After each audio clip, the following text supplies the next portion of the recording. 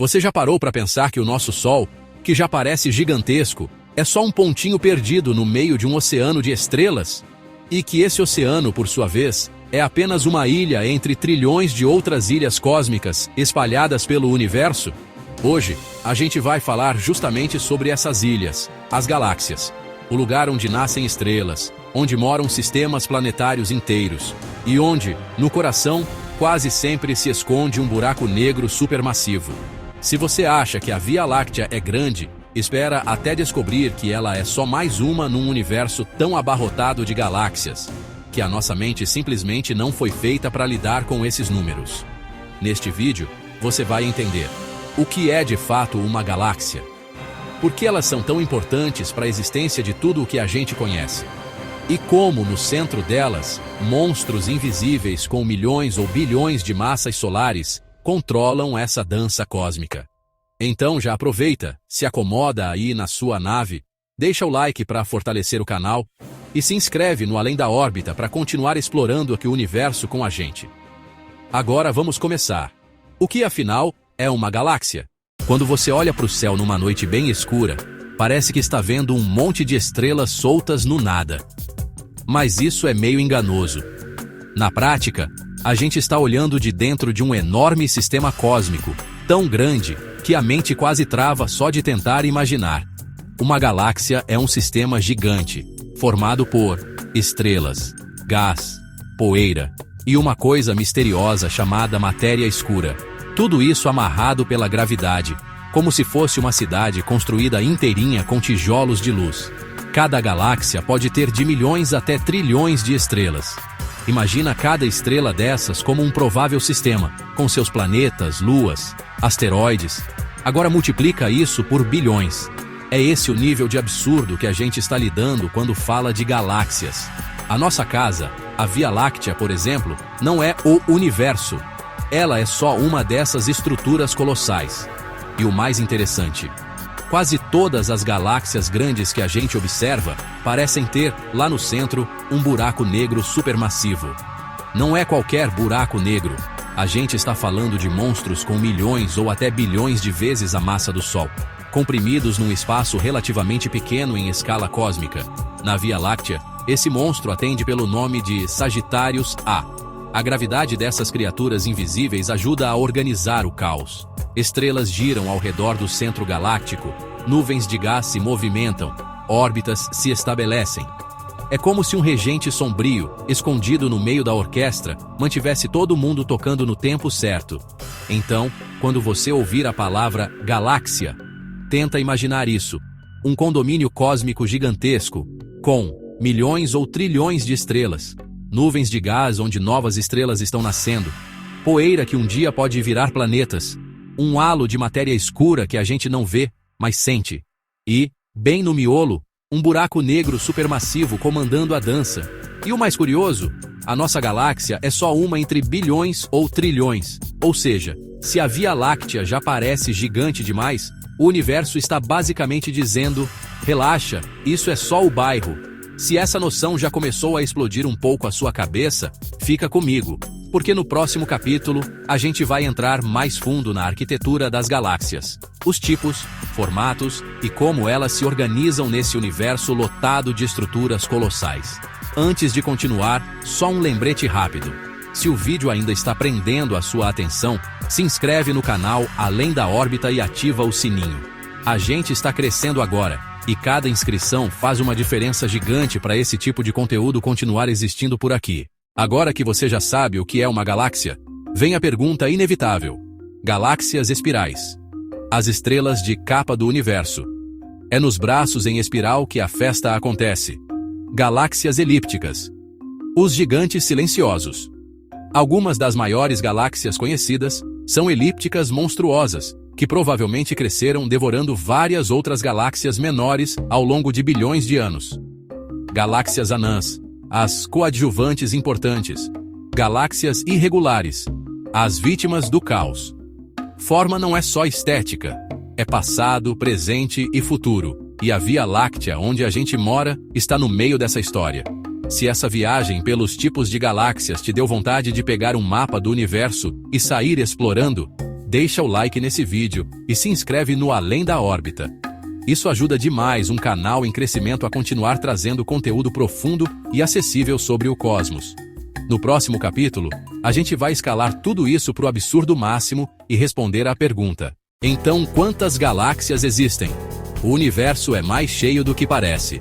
Antes da gente entrar nos números que vão explodir a sua cabeça, um recado rápido. Se esse vídeo já te fez olhar para o universo de um jeito diferente, se inscreve no canal Além da Órbita e deixa o like agora.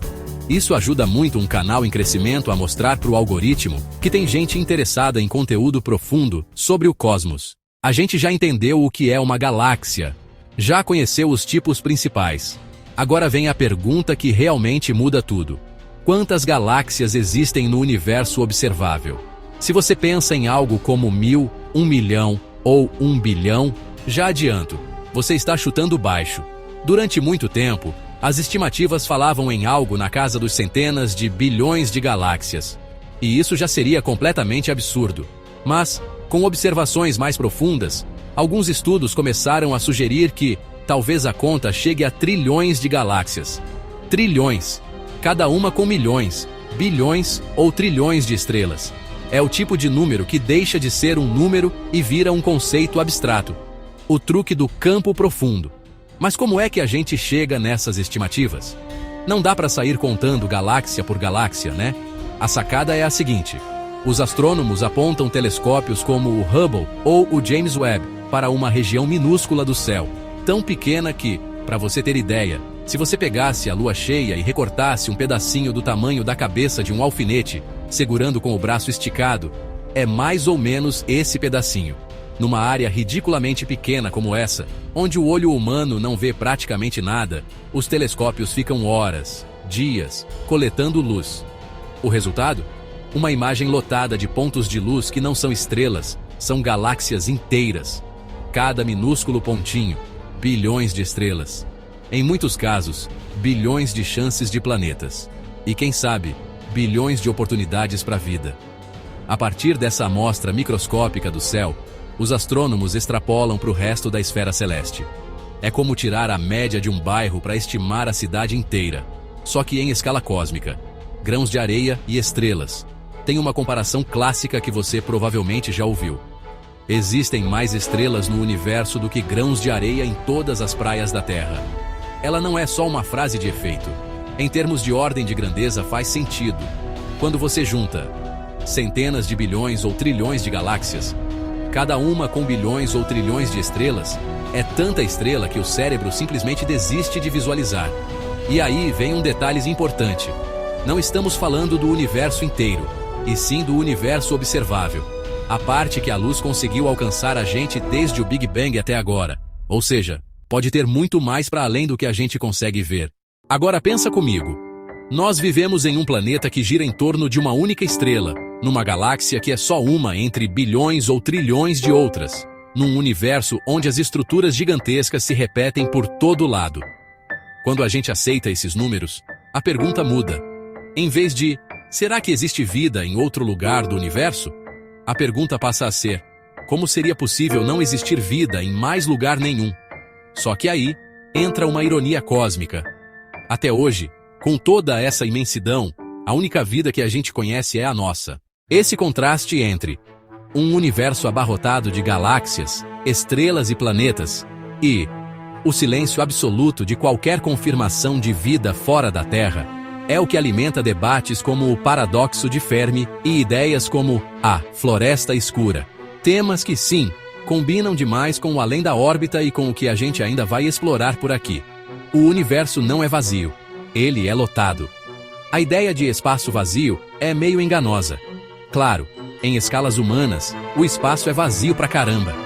Mas em escalas cósmicas, o universo é cheio de estrutura. A gente tem galáxias se juntando em grupos, grupos se juntando em aglomerados, aglomerados formando superaglomerados. E tudo isso conectado em algo como uma teia cósmica gigantesca de matéria e matéria escura. Você agora, assistindo a este vídeo, está sentado em um planetinha, num sistema planetário, num braço espiral, de uma galáxia barrada, que faz parte de um grupo de galáxias, que integra estruturas ainda maiores. Você não mora num país. Você não mora só na Terra. Você mora em uma galáxia, dentro de um universo lotado de galáxias. E isso muda completamente a escala da nossa importância, mas não diminui o nosso valor. Pelo contrário, saber disso e ainda assim conseguir se perguntar quem somos é uma das coisas mais impressionantes que a inteligência humana já fez. Se essa avalanche de galáxias fez você repensar seu lugar no universo, deixa o like nesse vídeo e ajuda o Além da Órbita a alcançar mais mentes curiosas. Compartilha esse conteúdo com aquela pessoa que sempre fala: o universo é grande, sem ter noção do que isso significa de verdade. E comenta aqui embaixo: trilhões de galáxias, e eu aqui assistindo o YouTube. Para eu saber que você chegou até o fim desse capítulo. No próximo capítulo, a gente vai descer de volta para casa e olhar com mais carinho para a Via Láctea, a nossa galáxia. Como ela é por dentro, onde a gente está nela e qual é o futuro desse lugar que a gente chama de lar cósmico. Antes da gente descobrir exatamente onde a gente mora na galáxia, um pedido rápido. Se você está curtindo essa viagem pelo universo, se inscreve no Além da Órbita e deixa o like agora. Isso ajuda demais um canal em crescimento e diz pro YouTube: tem gente que quer ver ciência e cosmos na recomendação, sim. Quando alguém pergunta onde você mora, a resposta geralmente é país, cidade, bairro. No máximo, você manda um Brasil Terra em clima de piada. Mas se a pergunta fosse levada a sério até o fim, a resposta completa seria algo como: eu moro no planeta Terra, que orbita uma estrela chamada Sol, que fica num braço espiral da Via Láctea, que é uma galáxia barrada, que faz parte de um grupo de galáxias dentro do universo observável. Sim, o seu CEP cósmico é bem mais longo do que parece. Hoje, a gente vai focar nessa parte da resposta. O que é exatamente a Via Láctea e onde a gente está dentro dela? A Via Láctea não é uma foto do WhatsApp. Quando a gente joga a Via Láctea no Google Imagens, aparece aquela espiral perfeita, vista de cima, toda iluminada. Aquilo é bonito, funciona bem para ilustração. Mas tem um detalhe importante: ninguém nunca tirou uma foto da Via Láctea de fora. A gente está dentro dela. É como tentar tirar uma selfie de corpo inteiro estando trancado dentro do próprio bolso. Então, o que os astrônomos fazem é reconstruir a forma da nossa galáxia juntando medidas de distância de estrelas, observações de gás e poeira, mapas de velocidade e comparações com outras galáxias parecidas. O modelo que temos hoje é: a Via Láctea é uma galáxia espiral barrada, com vários braços espirais se estendendo a partir de um centro mais denso, cortado por uma barra de estrelas. Tamanho da nossa cidade estelar. A Via Láctea é grande. Tipo, realmente grande. O diâmetro dela fica na casa das dezenas de milhares de anos-luz, algo em torno de 100 mil anos-luz, dependendo da estimativa. Isso significa que, se você pudesse viajar à velocidade da luz, levaria dezenas de milhares de anos para cruzar a galáxia, de uma ponta a outra. E isso tudo é só a nossa cidade. Lembra, é uma galáxia entre bilhões ou trilhões. Dentro desse disco enorme, a matéria não está distribuída de qualquer jeito. A gente tem um bojo central mais brilhante, a barra estelar atravessando o centro, vários braços espirais, e um halo ao redor com estrelas antigas e matéria escura. E onde a gente entra nessa história? A Terra não mora no centro do universo. Se você imaginava que o Sol ficava no meio da galáxia, tipo protagonista com camarim próprio, desculpa trazer essa verdade incômoda. A gente está mais para subúrbio galáctico do que para centro nobre. O Sol está localizado em um pequeno braço espiral, às vezes chamado de braço de Órion, ou braço local. Esse braço fica entre dois braços maiores, o de Sagitário e o de Perseu. Em termos de distância, a gente está a aproximadamente a algumas dezenas de milhares de anos-luz do centro da Via Láctea. Nem muito no meio, nem muito na borda. Uma vizinhança relativamente tranquila, longe do caos do centro galáctico. E isso é ótimo. Perto do centro, você teria densidade muito maior de estrelas, mais radiação, mais eventos extremos, mais instabilidades gravitacionais. Aqui onde a gente está, o ambiente é mais calmo, mais estável. Perfeito para uma civilização emergente ficar filosofando sobre o universo numa terça-feira à noite. O monstro no centro. Sagitários. Ele tem algo como milhões de vezes a massa do Sol, comprimidos numa região relativamente compacta, em escala galáctica. Ele não é um aspirador de pó cósmico engolindo tudo sem critério, mas sua gravidade domina a região central. Estrelas inteiras orbitam esse buraco negro em altas velocidades, como se estivessem participando de uma dança perigosa. Algumas delas se aproximam demais e são despedaçadas, emitindo clarões de radiação que a gente consegue detectar. É esse monstro invisível que ajuda a ancorar a dinâmica do centro da galáxia. E a gente, aqui longe, está dando sorte. Porque viver próximo desse tipo de região não seria muito saudável para uma vida complexa como a nossa. A Via Láctea é canibal. Outra coisa que a gente precisa aceitar sobre a nossa galáxia: ela tem um passado violento. A Via Láctea já engoliu várias galáxias anãs ao longo da história cósmica. A gente encontra os ossos dessas antigas companheiras, em correntes de estrelas espalhadas pelo halo, em movimentos estranhos de grupos estelares, em assinaturas químicas diferentes da média da galáxia. Existe evidência de que a Via Láctea não é só uma galáxia bonitinha com braços espirais bem feitos. Ela é também o resultado de fusões, colisões e refeições galácticas ao longo de bilhões de anos. E isso não acabou. Ao redor da Via Láctea, ainda existem galáxias anãs orbitando, como a Grande e a Pequena Nuvem de Magalhães, que podem um dia ser completamente absorvidas. Nosso futuro, encontro marcado com Andrômeda. A Via Láctea não está parada no espaço, flutuando sozinha. Ela faz parte de um conjunto chamado Grupo Local de Galáxias, que inclui a própria Andrômeda e outras vizinhas menores. E aí vem a parte dramática. Andrômeda está se aproximando da Via Láctea. Daqui a alguns bilhões de anos, as duas galáxias devem colidir e se fundir, formando uma nova galáxia gigante, às vezes chamada em simulações de Milcomeda ou Lactômeda. Antes que o desespero bata: meu Deus, a galáxia vai bater em outra galáxia. Sim, vai. Mas as distâncias entre as estrelas são tão grandes que, na prática, é mais uma dança lenta do que um acidente de trânsito. A gravidade vai distorcer os discos, puxar braços, espalhar estrelas, desencadear ondas de formação estelar, até que depois de alguns bilhões de anos, o sistema se estabilize numa nova estrutura. E nós, provavelmente não estaremos aqui como espécie para assistir isso. Mas a ideia de que a nossa galáxia não é eterna, que ela também tem um passado e um futuro, coloca a Via Láctea num lugar muito mais interessante. Ela não é só o cenário da nossa existência, é uma personagem da história do universo. Se olhar para a Via Láctea como endereço e não só como paisagem, mudou um pouco a forma como você se enxerga no cosmos? Deixa o like e se inscreve no Além da Órbita. Isso ajuda demais um canal em crescimento a continuar produzindo esse tipo de conteúdo mais profundo, mas leve, sobre o universo. E comenta aqui embaixo: meu endereço, Braço de Órion, Via Láctea, para eu saber que você chegou até o fim desse capítulo. Andrômeda, a vizinha intrometida. Antes da gente encarar de frente a nossa vizinha de galáxia, um pedido rápido.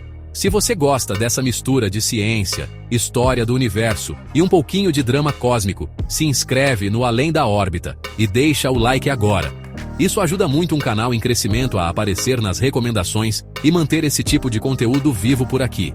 A essa altura do vídeo você já sabe, a Via Láctea não está sozinha. A nossa galáxia faz parte de um pequeno condomínio chamado Grupo Local. E dentro desse condomínio existe uma figura que chama mais atenção que todas as outras: Andrômeda. Ela é a maior galáxia do Grupo Local, uma espiral gigante, parecida com a Via Láctea, mas provavelmente ainda mais massiva e com algo na casa de 1 trilhão de estrelas. E o detalhe que faz dela uma vizinha intrometida é simples. Ela não está parada. Ela está vindo na nossa direção. Quem é Andrômeda, ou afinal? Da Terra, a galáxia de Andrômeda aparece como uma manchinha difusa no céu noturno, visível a olho nu em locais bem escuros. Durante muito tempo, ela foi chamada de Nebulosa de Andrômeda. Muita gente achava que era só uma nuvem de gás dentro da própria Via Láctea. Só no começo do século XX é que veio o choque de realidade. Aquilo não era uma nuvem.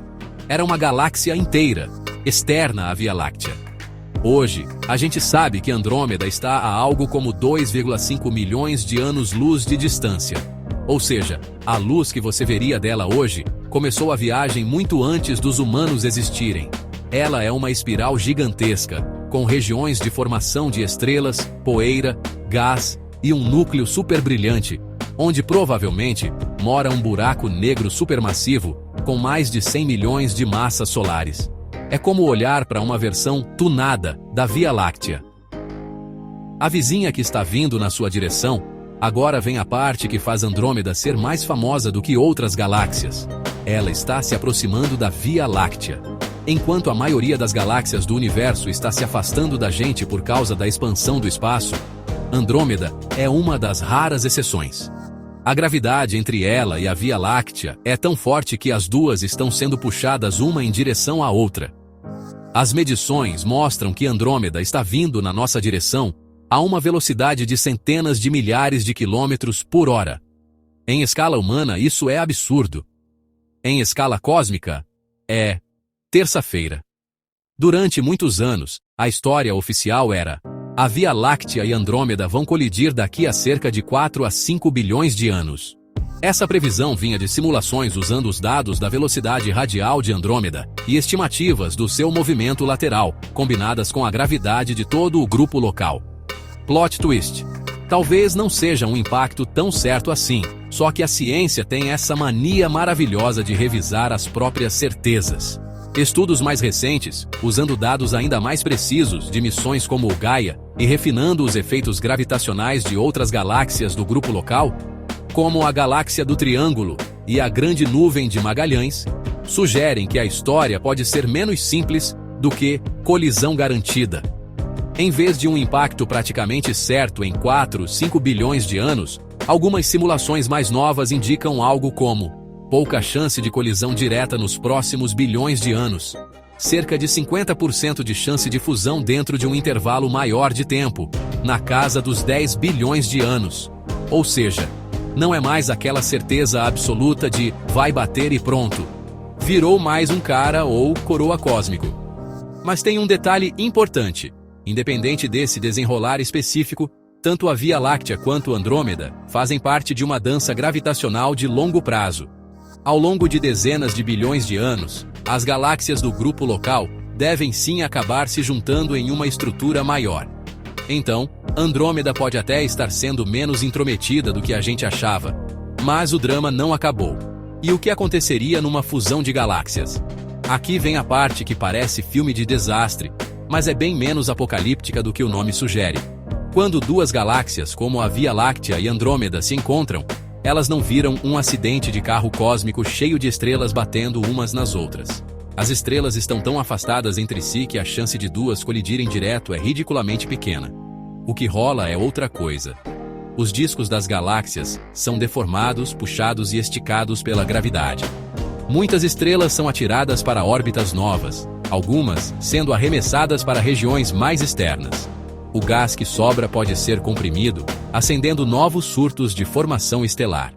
Os buracos negros supermassivos do centro das duas galáxias, com o tempo, podem espiralar um em direção ao outro e se fundir, liberando quantidades absurdas de energia em ondas gravitacionais. No final, o resultado provável é uma galáxia maior, possivelmente elíptica ou algo entre disco e elíptica, com uma estrutura bem diferente da Via Láctea atual. E a gente? Se o Sol ainda existisse na época da fusão, o mais provável seria que ele fosse puxado para uma órbita diferente dentro da nova galáxia, ou até ejetado para as regiões mais externas. Mas, na prática, isso é mais problema para roteirista de ficção científica do que para você pagar o boleto desse mês. Porque, antes disso tudo, o Sol já deve estar em outra fase da vida, brilhando mais forte, tornando a Terra inabitável muito antes da grande dança com Andrômeda. Andrômeda é como um espelho cósmico. A parte mais interessante de olhar para Andrômeda não é só o medo da colisão, é o que ela representa. Ela é um espelho em grande escala da nossa própria galáxia.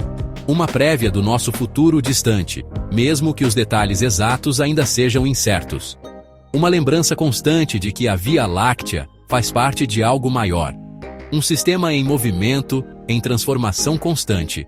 Quando você olha para uma imagem detalhada de Andrômeda, com centenas de milhões de estrelas resolvidas, dá para sentir quase fisicamente essa ideia. Aquilo ali é uma outra cidade de estrelas, com suas histórias, seus sóis, seus planetas, e a nossa galáxia é só uma entre muitas nesse balé gigantesco. No fim das contas, Andrômeda não é só a vizinha intrometida que está se aproximando. Ela é uma peça importante da nossa narrativa cósmica. É parte do contexto maior onde a história da Via Láctea, do Sol, da Terra e da humanidade está sendo escrita. Se pensar em Andrômeda como a vizinha que pode, um dia, se fundir com a nossa casa, deixou o universo um pouco mais real para você. Deixa o like nesse vídeo e se inscreve no Além da Órbita. Isso ajuda demais um canal em crescimento a continuar trazendo esse tipo de conteúdo que mistura ciência, imaginação e aquele tempero de ficção científica. E comenta aqui embaixo, time Via Láctea ou time Andrômeda, para eu saber com quem você ficaria nessa fusão galáctica. Galáxias, matéria escura e a teia cósmica invisível. Antes da gente entrar na parte mais misteriosa desse vídeo, um pedido rápido. Se você curte esse tipo de conteúdo que não fica só no olha que bonito e vai fundo na parte estranha do universo, se inscreve no Além da Órbita e deixa o like agora. Isso ajuda demais um canal em crescimento a continuar produzindo vídeos sobre o cosmos. Até aqui, a gente falou de galáxias como cidades de estrelas. Mas tem um detalhe importante. Do jeito que a física funciona, elas não deveriam estar de pé. Quando os astrônomos começaram a medir a velocidade com que as estrelas giram em torno do centro das galáxias, esperavam ver algo parecido com o sistema solar. Mais rápido perto do centro, mais devagar conforme você vai para fora. Só que não foi isso que apareceu. O problema das curvas de rotação. Pensa numa estrela que está bem longe do centro da galáxia, lá na periferia do disco. Pela conta da gravidade, usando só a massa que a gente vê, estrelas, gás, poeira, ela não deveria conseguir girar tão rápido sem ser arremessada para o espaço. Mas quando a gente mede, as estrelas nas bordas estão girando rápido demais. É como se você colocasse uma pedra numa corda e começasse a girar. Se a corda fosse fraca, a pedra voaria longe. Nas galáxias, a corda deveria arrebentar, mas não arrebenta. Quando você faz o gráfico da velocidade das estrelas em função da distância do centro da galáxia, ele não cai como esperado. As curvas de rotação ficam quase planas.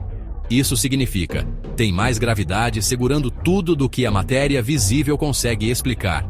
A solução mais simples, e ao mesmo tempo mais bizarra, é: existe um tipo de matéria que não emite luz, não reflete luz, não absorve luz, mas exerce gravidade, e muito dela. É o que a gente chama de matéria escura, o lado invisível das galáxias. Hoje, a melhor estimativa é que a maior parte da massa das galáxias não está nas estrelas, nem no gás, nem na poeira. Está nesse componente invisível. Imagina a galáxia como um disco de estrelas mergulhado dentro de um halo gigante de matéria escura, algo muito maior do que a parte luminosa. Esse halo é que segura as estrelas nas órbitas rápidas, sem tudo se despedaçar. E o mais intrigante: a gente não vê essa matéria, não sabe do que ela é feita, não sabe se é uma partícula nova, uma modificação da gravidade, ou algo que a nossa física ainda não alcançou. O que a gente sabe funciona nas contas. Quando você coloca matéria escura nos modelos, as curvas de rotação batem com o que é observado. A formação de galáxias faz mais sentido. A distribuição das estruturas no universo fica mais coerente. É como se tivesse uma versão beta do universo, que a gente só vê pela metade, e a matéria escura fosse o código-fonte que ainda não foi liberado. Da escala das galáxias, à teia cósmica. Agora vamos aumentar o zoom. Lá no início do universo, pouco depois do Big Bang, a matéria, normal e escura, não estava distribuída perfeitamente. Tinham pequenas diferenças de densidade, regiões um pouco mais cheias, outras um pouco mais vazias. Com o tempo, a gravidade fez o que ela sabe fazer. Puxou o que estava um pouquinho mais denso, que ficou mais denso ainda, que puxou mais matéria, num ciclo crescente. Só que isso não aconteceu de forma isolada. As regiões mais densas foram se conectando, formando filamentos gigantescos. Entre esses filamentos, ficaram regiões mais vazias, chamadas de vazios cósmicos. O resultado final, quando a gente olha para o universo, em escalas gigantescas, é chocante. As galáxias não estão espalhadas de qualquer jeito. Elas formam uma espécie de rede, uma teia cósmica. Pensa num desenho de nervos, ou nas linhas de um cérebro, ou numa teia de aranha iluminada. Em vez de neurônios, você tem aglomerados de galáxias. Em vez de sinapses, filamentos de matéria escura e galáxias. Nos buracos da teia, grandes vazios com muito pouca matéria. E a chave dessa teia é justamente a matéria escura. Ela funciona como a armação invisível onde a matéria normal, estrelas, planetas, gás, você, eu, todo mundo, se deposita. A teia cósmica como o esqueleto do universo. Quando os astrônomos simulam o universo em supercomputadores, colocando matéria normal, matéria escura, expansão do espaço, e deixam a gravidade agir ao longo de bilhões de anos. O que aparece na tela é sempre parecido. Uma imensa teia de filamentos, com regiões de concentração, onde moram aglomerados e superaglomerados de galáxias, e regiões quase vazias. A Via Láctea, Andrômeda e o grupo local estão em um desses filamentos, como se fossem parte de um fio dessa teia gigantesca. É louco pensar que as galáxias, que já são enormes, são, na verdade, pontos dentro de algo ainda maior. Uma rede que se estende por centenas de milhões de anos-luz. E o mais desconfortável é lembrar, a maior parte dessa estrutura é feita de algo que a gente não sabe o que é. A luz que vemos, estrelas, nebulosas, galáxias, é o brilho decorativo em cima do esqueleto invisível. A parte filosófica da matéria escura. Agora vamos fugir um pouco da técnica e entrar na parte que cutuca o cérebro. Se a maior parte da matéria do universo é escura, significa que tudo o que a gente já observou diretamente, todas as estrelas, todas as galáxias, todo o gás, todos os planetas, todos os corpos, toda a história visível do cosmos, é só uma pequena fração do que realmente existe. Nós estudamos o universo com base na luz que chega até nós. Mas a matéria escura praticamente ignora a luz. Ela atua nos bastidores, moldando o cenário, definindo onde as galáxias vão nascer, como vão se agrupar, como vão se mover. É como tentar entender um jogo assistindo só o reflexo dos jogadores num vidro, sem ver o campo inteiro. A gente vê o efeito, mas não o agente. E aí surge uma dúvida incômoda. Se a maior parte do universo é feita de algo que a gente não entende, quanto será que a gente realmente sabe sobre a realidade? É um lembrete elegante, e meio humilhante, de que a ciência não é um catálogo completo da verdade, mas um processo em andamento. Galáxias como pistas do invisível. Mesmo sem saber o que é a matéria escura, a gente consegue mapear onde ela provavelmente está. Como? Observando justamente o movimento das estrelas nas galáxias, o movimento das galáxias nos aglomerados, e fenômenos como lentes gravitacionais, quando a gravidade de uma grande quantidade de massa, visível plais, escura, entorta o caminho da luz de objetos mais distantes. As galáxias funcionam como marcadores flutuando em cima de um oceano invisível. Elas não estão onde querem, elas estão onde a matéria escura permite. Isso significa que, quando você olha para a foto de um aglomerado de galáxias, você não está só vendo um monte de luz espalhada, você está vendo a superfície iluminada de uma montanha de matéria escura. É como olhar para a cidade à noite e ver só os postes e janelas acesas. Você sabe que tem muito mais coisa ali, mesmo que esteja no escuro. Se essa ideia de que o universo é dominado por algo invisível mexeu com a sua cabeça, deixa o like nesse vídeo e se inscreve no Além da Órbita. Você ajuda um canal em crescimento a continuar explorando justamente esses assuntos que não cabem em vídeo curto raso. E comenta aqui embaixo: eu acredito no invisível cósmico, para eu saber que você chegou até o fim desse capítulo. As galáxias, ao longo do tempo. Quando a gente olha para o céu, é fácil cair nessa ilusão de que o universo é estático. As estrelas parecem sempre nos mesmos lugares. As constelações não mudam. A Via Láctea está lá toda noite, igualzinha. Mas isso é só porque a nossa vida é ridiculamente curta perto da escala do cosmos. As galáxias que a gente vê hoje não nasceram prontas. Elas cresceram, mudaram de forma, se fundiram, acenderam bilhões de estrelas e depois foram, aos poucos, se apagando. Se a gente tivesse um time-lapse do universo desde o Big Bang até hoje, ia ver as galáxias passando por fases bem marcadas. Quase como uma biografia cósmica. Infância caótica, adolescência turbulenta, vida adulta mais estável e uma velhice cada vez mais silenciosa. E o mais fascinante, quando a gente olha para longe, na verdade está olhando para trás no tempo. Cada galáxia distante é uma foto antiga do universo. A infância do universo, quando galáxias ainda estavam aparecendo. Volta tudo lá para o começo. Depois do Big Bang, o universo não tinha galáxias, não tinha estrelas, não tinha planetas. Era basicamente radiação, partículas e uma sopa quente e densa se expandindo e esfriando. Conforme essa sopa esfriou, a matéria começou a se reunir nas regiões um pouco mais densas, puxada pela gravidade. Primeiro surgiram as primeiras estrelas, gigantes, quentes, de vida curtíssima. Essas estrelas pioneiras começaram a se agrupar em aglomeradinhos de matéria que com o tempo foram crescendo, se juntando, se fundindo. Esses aglomerados são os embriões das primeiras galáxias. Se a gente pudesse ver essa fase em tempo real, não veria aquelas espirais bonitinhas de pôster. Veria estruturas meio disformes, pequenas, cheias de estrelas jovens, explosões, supernovas para todo lado.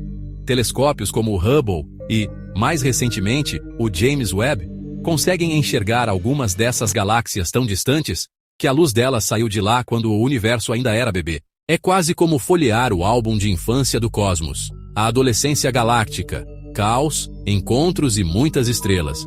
Com o tempo, essas proto-galáxias foram se aproximando, colidindo, se fundindo e crescendo. Essa fase é tipo a adolescência do universo, intensa, barulhenta e cheia de drama.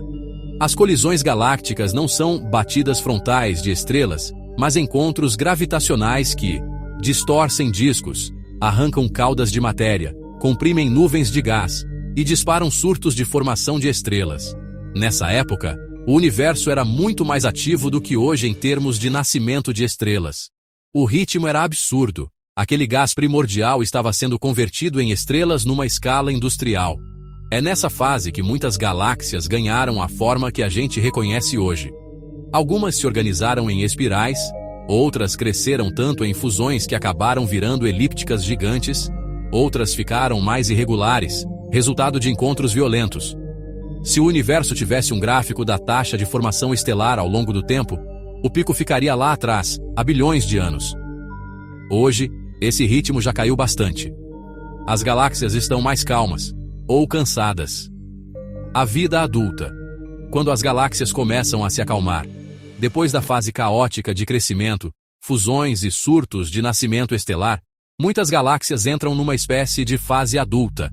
Elas já acumularam um grande número de estrelas, um buraco negro supermassivo bem estabelecido no centro, uma estrutura relativamente estável, espiral, elíptica e regular. Só que tem um detalhe importante.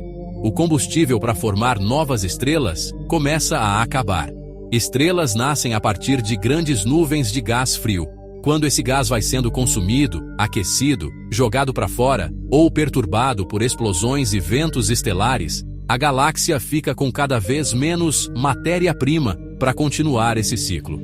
Aí acontece a transição. Galáxias com muito gás, jovens e cheias de estrelas azuis, vão perdendo essa vitalidade. Com o tempo, a população estelar passa a ser dominada por estrelas mais velhas, avermelhadas. A galáxia vai apagando devagar, ficando mais vermelha e menos ativa. É por isso que a gente fala em galáxias azuis, ainda formando estrelas, e galáxias vermelhas e mortas, onde quase nada de novo aparece. A Via Láctea hoje ainda está numa fase relativamente ativa, formando novas estrelas, mas já não no ritmo insano de bilhões de anos atrás. A velhice do cosmos, um universo cada vez mais apagado. Agora vamos acelerar muito o relógio. Imagina o universo vários trilhões de anos à frente. A maior parte do gás já foi transformada em estrelas ou expulsa das galáxias. As estrelas mais massivas já viveram, explodiram, viraram buracos negros, estrelas de nêutrons, anãs brancas. O que sobra? Muitas estrelas pequenas, queimando combustível devagar, restos estelares, buracos negros e galáxias cada vez mais vermelhas e silenciosas. As fusões entre galáxias vão continuar acontecendo, mas, por causa da energia escura e da expansão acelerada do universo, os grandes aglomerados vão ficando cada vez mais isolados uns dos outros. Chega um ponto em que cada aglomerado de galáxias vira praticamente um universo isolado. A luz de galáxias distantes é esticada até ficar invisível, e qualquer civilização muito avançada que exista lá na frente vai olhar para o céu e ver muito menos universo do que a gente vê hoje. Para elas, a história das galáxias vai parecer bem mais limitada. A gente, paradoxalmente, vive numa era privilegiada. Ainda dá para ver o universo cheio. Telescópios como máquinas do tempo. A parte mais bonita de tudo isso é que a gente não precisa só imaginar. Os telescópios que apontamos para o céu funcionam na prática como máquinas do tempo.